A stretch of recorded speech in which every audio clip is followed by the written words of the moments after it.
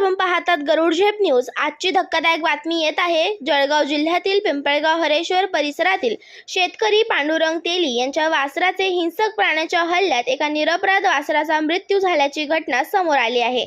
मिळालेल्या माहितीनुसार रात्रीच्या सुमारास अटलगव्हाण गावालगत असलेल्या पिंपळगाव हरेश्वर शेत परिसरात हा हल्ला झाला। सकाळी शेतकऱ्याला हा वासरू मृत अवस्थेत आढळून आले।